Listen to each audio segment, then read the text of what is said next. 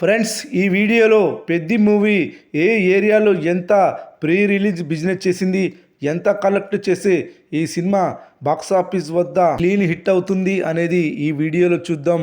రామ్ చరణ్ అభిమానులు మొదటిసారి ఈ ఛానల్ను చూస్తున్నట్లయితే ఈ ఛానల్ను సబ్స్క్రైబ్ చేసుకోవాలని కోరుకుంటున్నాను. ఎందుకంటే పెద్ది సినిమా గురించి ఏ చిన్న అప్డేట్ వచ్చినా ఈ ఛానల్లో అప్డేట్ చేస్తాను. మీకు డైరెక్ట్గా నోటిఫికేషన్ రూపంలో రావడం జరుగుతుంది. ఈ ఛానల్ గ్రోత్ కూడా పెరుగుతుంది. ఈ ఛానల్ను సపోర్ట్ చేయాలని కోరుకుంటున్నాను. అలాగే ఈ వీడియోను మొదటి నుండి ఎండ్ వరకు చూడండి, లేకపోతే అర్థం కాదు. ఈ వీడియో మీకు నచ్చినట్లయితే లైక్ చేయండి, షేర్ చేయండి, కామెంట్ చేయండి.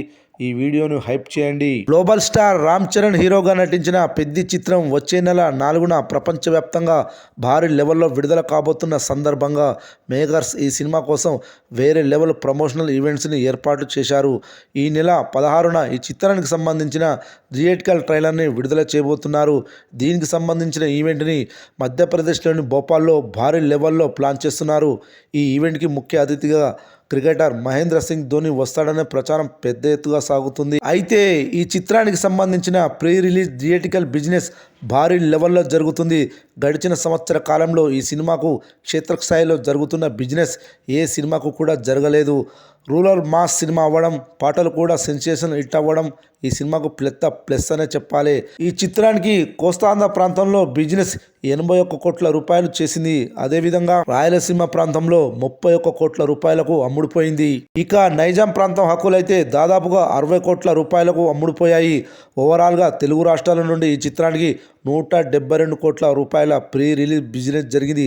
అదేవిధంగా ఓవర్సీస్లో ఈ చిత్రానికి 40 కోట్ల రూపాయల ప్రీ రిలీజ్ బిజినెస్ జరిగింది.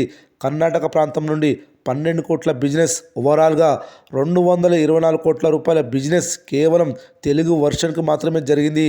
హిందీ వర్షన్కి 50 కోట్ల బిజినెస్, ఇతర వర్షన్స్ అన్ని కలిపి 10 కోట్ల బిజినెస్.